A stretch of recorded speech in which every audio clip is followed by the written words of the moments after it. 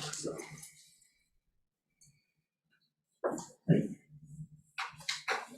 Just get out of front of my skis just a little bit. All right, so we're just getting the regular meeting up and running now. We're going to give those attendees who have registered a second to kind of log in and we're going to give that a minute or two. For those attendees now joining us, thank you for your patience. We were running a bit late due to a special meeting, which I presume most or many of you are aware of. So thank you for your patience. We'll get started with the regular meeting here in just a second. I think we're good now? Yeah. All right, so welcome to the regular board meeting of July 12th. Live in the Board of Education office and also streaming via Zoom. We turn to Dan and have him call the roll for the regular meeting. Ms. Quigley? Here. Ms. Dart? Here. Mr. Wilson? Here. Mr. Miller? Here. Mr. Duell? Here. Everyone please rise and join me in the Pledge of Allegiance. I pledge allegiance to the flag of the United States of America and to the republic for which it stands, one nation, under God, indivisible, with liberty and justice for all. Thank you. Yeah, can we please have a motion to adopt this evening's agenda? So Second. Dan. Mr. Wilson? Aye. Mr. Miller? Aye. Ms. Dart? Aye. Ms. Quigley? Aye. Mr. Duell? Aye. May I please have a motion to approve the minutes from the June 14th, 2021 regular meeting of the Oak Brook Board of Education? So moved. Second. Dan? Ms. Dart? Aye. Ms. Quigley? Aye. Mr. Miller? Aye. Mr. Wilson? Aye. Mr. Duell? Aye. Okay, Dr. Ramey, commendations and public comments? Sure, one commendation tonight. Congratulations, Oakwood High School and the junior high for achieving platinum level in the Montgomery County Educational Service Center and Montgomery County Adamus Schools of Excellence and Prevention Program.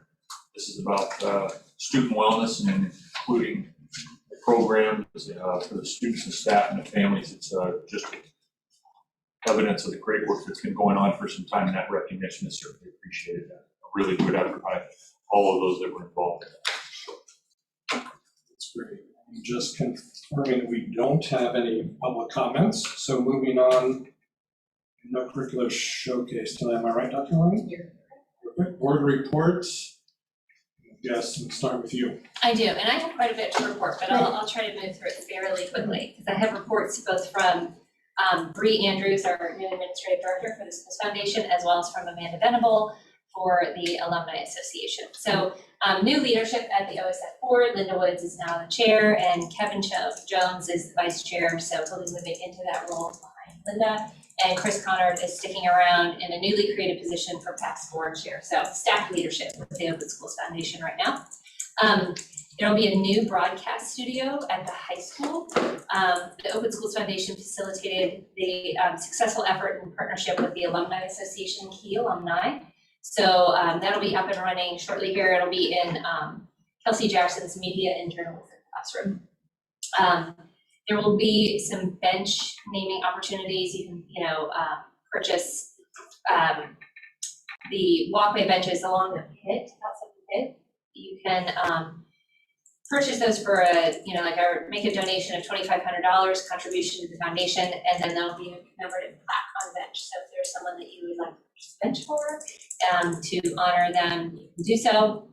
But there's a limited number, so reach out to the foundation as soon as possible if you're interested. Exciting news, as Come Back Over Jacks is that well-established event now around homecoming. It will be in person at Dayton Country Club on Friday, October 1st this year, homecoming weekend. Keep in mind, it's not just for alumni, it's for the entire Oakwood community. It'll be free, as always, to attend the event. And one of the things that they're doing this year, every year they improve the event, right? One of the things that they're doing this year is they're adding an earlier social hour with lighter music, so it's not quite so loud. So that first hour will be a little bit more it'll be a little easier to socialize.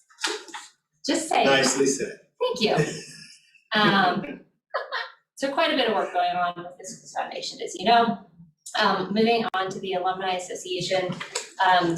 the Distinguished Alumni Awards. The selection committee met Monday, June 28th, and the discussions were held, and the committee voted on the recipients. And each nominee and nominator will be notified this month. They have already happened. List of recipients will be shared. You may have more updated information on that than I do. No, she was in the process of notifying.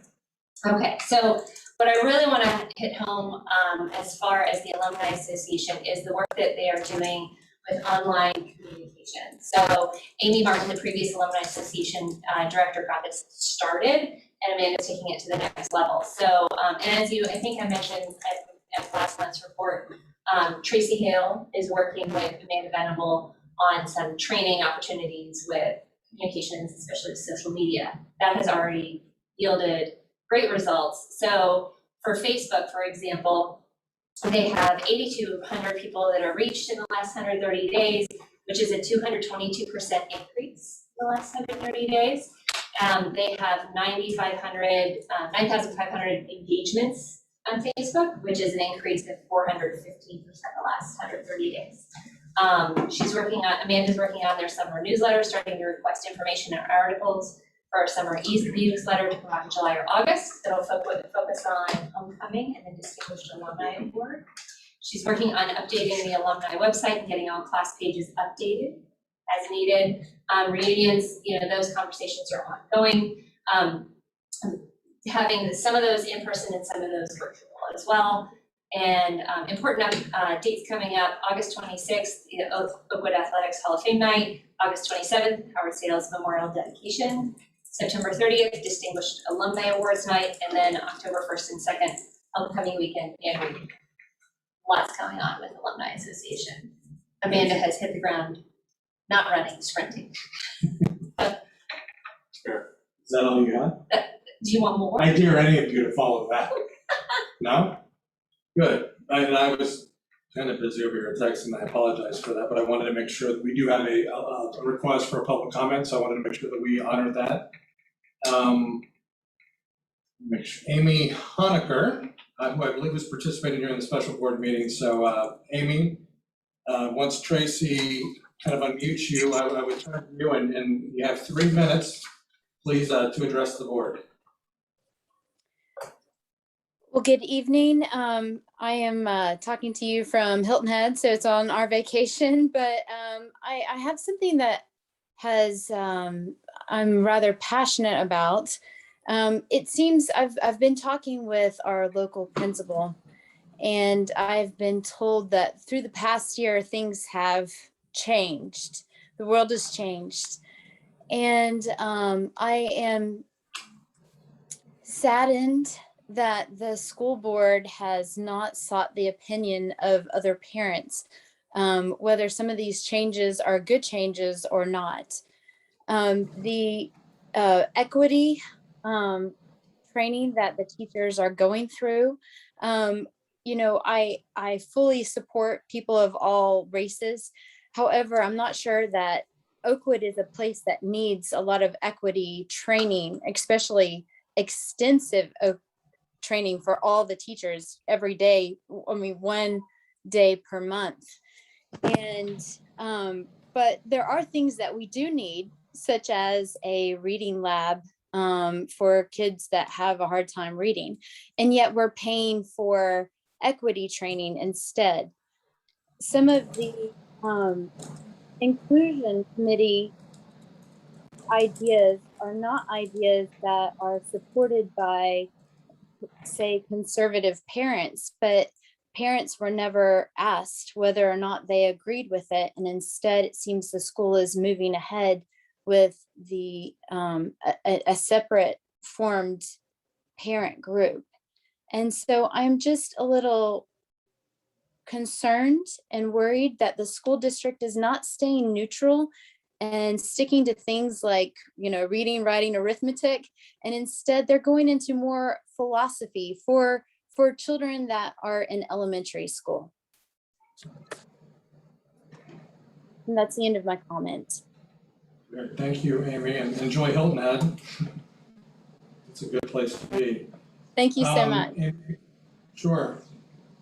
And, I'm going to encourage Amy and others to certainly jump on our EDI webpage on our district website, which provides a lot of information about what we're up to, who we're up to it with, and what's going on and the efforts being taken. So I think that all interested parties could do themselves a favor by becoming familiar with what the district is and maybe isn't doing, and to familiarize themselves with the good work being done here. Moving on to budget and finance, Dr. Shaw, or maybe, no, Mr. Shaw? Item 5A, recommendation made to approve the attached list of surplus technology items. There'll be a motion to approve the recommendation at 5A. So moved. Second. Dan? Ms. Starr? Aye. Mr. Wilson? Aye. Ms. Quigley? Aye. Mr. Miller? Aye. Mr. Duell? Aye. Item 5B, recommendations made to approve change order 6 for the master's facility plan. Motion please to approve the recommendation at 5B. So moved. Second. Dan? Just a second, one, and this is a very technical piece, but Sandy told me to make sure I told you. The total, that thousands of dollars, actually was adjusted $10 because there was a tweak that was missed, and Dana's contacted us and said it was adjusted. So you're actually acting on something that is $10 different than what was sent to you Friday. Interesting, full disclosure. Thank you for the clarification.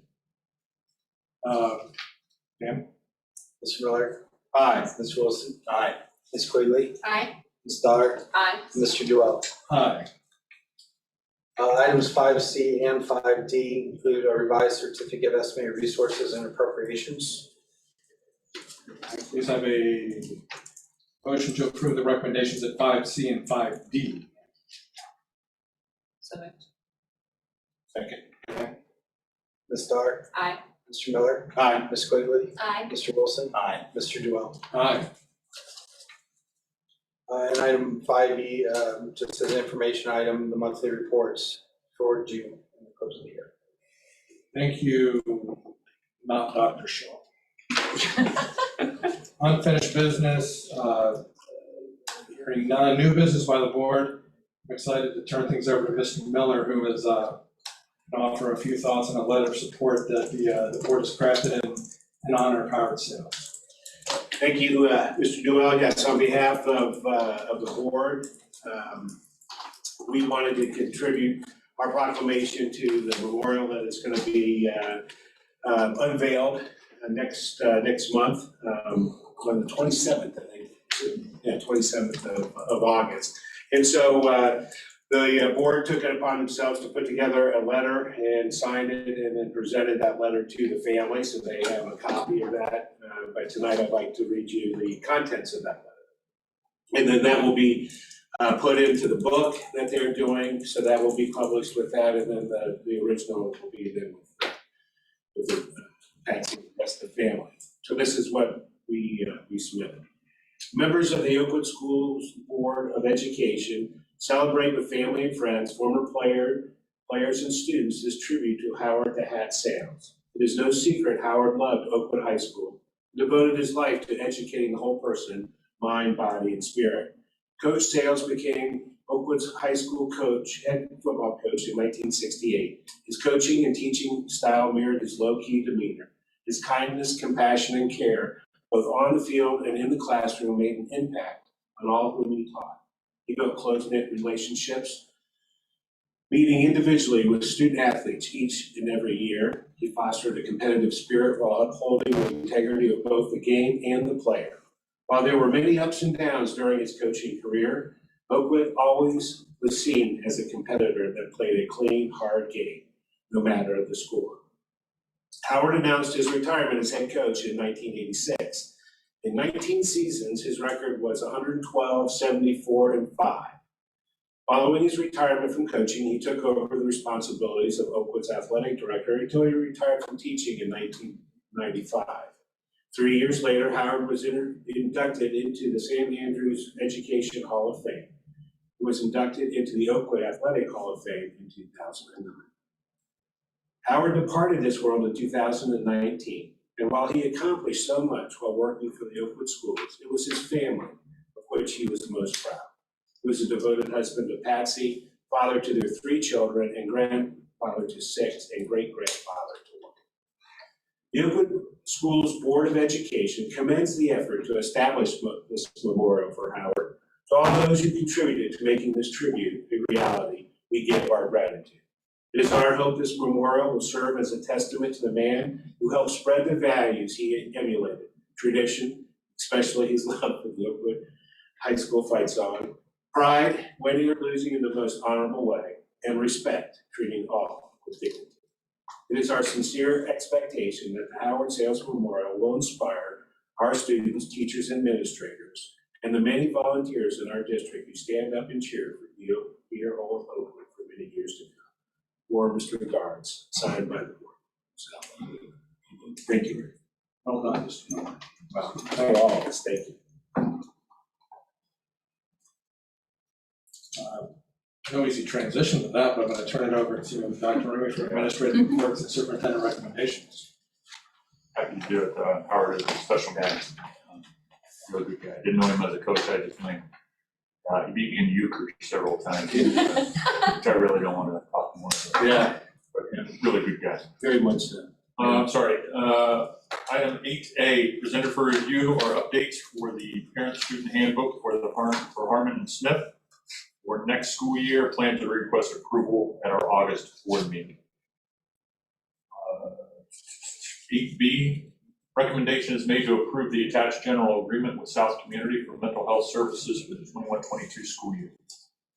Yeah, please have a motion to approve the recommendation in 8B. So moved. Second. Yeah. Ms. Quigley. Aye. Mr. Wilson. Aye. Ms. Starr. Aye. Mr. Miller. Aye. Mr. Duell. Aye. Item 8C, recommendation is made to adopt the attached policy without a prior reading. Plans are to add an informational confirmation of this motion at the August 9, 2021 board meeting. Yeah, please have a motion to approve the recommendation, which is the grading scale policy at 8C. So moved. Second. We spent a lot of time talking about this earlier. We don't necessarily need to talk more about it, but it is policy 5430, and you have the red line adjustments, and that were posted accordingly. It's an awful lot of work for just a couple of red lines and some green numbers being adjusted, but there's a lot of work and good things that will come from this, I believe. Great. And board members, comments before we call for the vote? Yes, in discussing the vote, I wanted to give some context of why I'm not in favor and voting against this. And it has been 4 years that we have been looking at this, and I am a confessed novice in this. And so getting to this point has been a lot of work on everybody's part. But one of the things that really that always stuck in my mind is that I'm a product of Oakwood, and I've lived through all of the grading scale changes when it was 6 points when I graduated in 1981. And all through. And I think what I heard tonight reinforced that, of what Doug was saying, that Oakwood has always been a mastery-oriented education. And tenths of points and grading scales really don't get at the whole of the Oakwood education. So that was my context, but then I began looking at some of these things, and one of the books that just came out is Who Gets In and Why? A Year Inside College Admissions by Jeffrey Salingo. It's a New York Times notable book at 2020. He's an award-winning higher education journalist and New York Times best-selling author. I suggest anybody to go and take a look at this. But it really does paint a very complex picture on how children are successful post-secondary. And a grading scale may be a factor of that, but it is definitely not a weight on the scale that is as big as the time that we just put in to do all of this. So this is what it says here in the book. It says, the reality is that by only using two measures, grades and standard test scores, there's simply many more qualified applicants than there are spots in any selective school.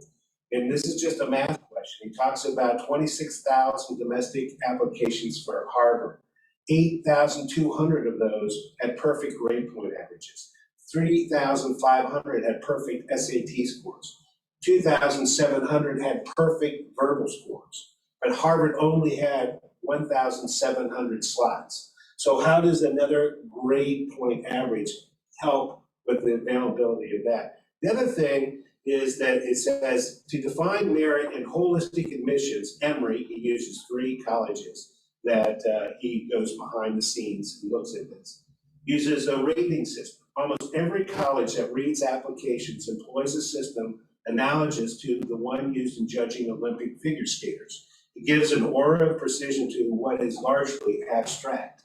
The only real difference between colleges is how many categories they assess and the number of scales that they use. So I don't know if the GPA, I mean, the grade point scale really does make that big of an impact based upon what this book is talking about, because colleges are not, according to this book, looking about what you did in high school, but how you're going to be successful in their college on their campus. And so they're not looking backwards. They're looking forwards to what you're going to bring to the table. The other 2 things that has bothered me since I've been on the board for 12 years is, and there's 2 articles you can go. One was in the Columbus Dispatch. It was January 7th, 2016. And after 6 years, so this was in 2011, I've been on the board since 2010. After 6 years ranking 5th in the nation, Ohio's education system has tumbled to 23rd among the 50 states and District of Columbia. The other thing is that suburban schools are inflating kids' grades. This was in the Atlantic, August 2016, and I do think there is something to that argument that suburban schools are inflating grades, and as such, putting children in low socioeconomic areas at a disadvantage because their grades are not inflating. According to this article, from 1998 to 2016, private high schools' grades who took the SAT went up from 3.25 to 3.51, almost 8%, according to the College Board. In suburban public high schools from 98 to 2016, it went from 3.25 to 3.36. And in city public schools, it hardly budged, moving from 3.26 to 3.28.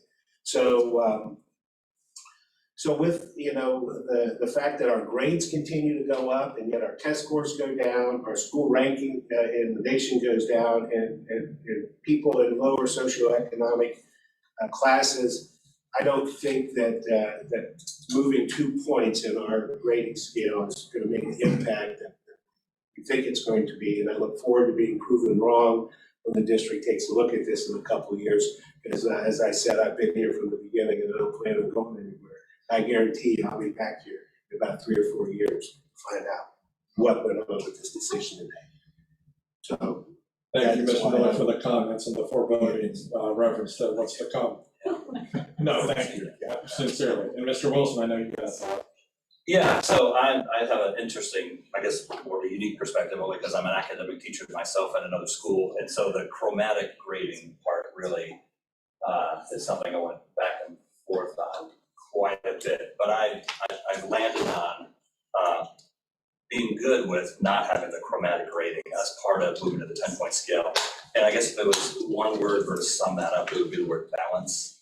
Because what I'm really interested in, and I know there's a lot of movement in the state in terms of really focusing on student wellness as well. And I think that letting a student get to a 70, an 80, a 90, right? And then saying at that point, and if you want to continue on to learn more, go ahead, right? But if you are in Algebra 2 and that is just not your thing, right? And you're okay with getting an 80% and you get to that B, it gives you a lot of space to go and do a lot of either focus on other academics or focus on extracurriculars, whether it be athletic, academic extracurriculars, whether you're going to go out into the workforce early and start getting some of those skills. I think it provides those students with that breathing room to really offer more of a academic work and work-life balance. So that's why I'm good with what we came up with. Great, thank you, John. Anyone else before we move on? I think we have a motion, we have it seconded. We're just calling for the vote. Mr. Shaw. Mr. Wilson. Aye.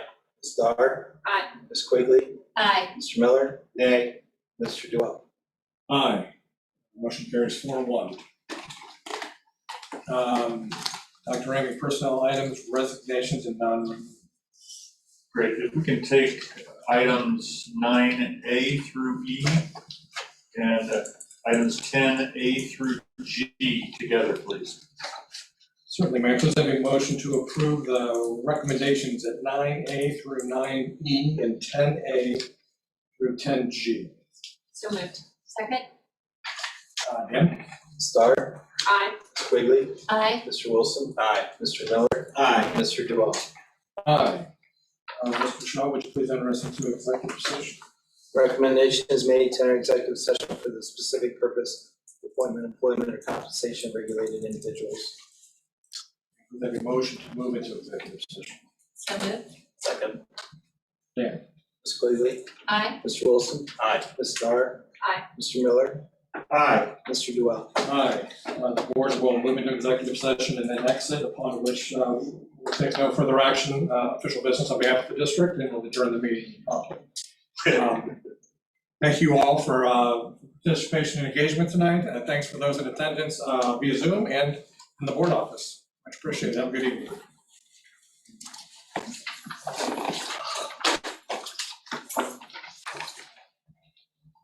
I'm gonna keep you out also.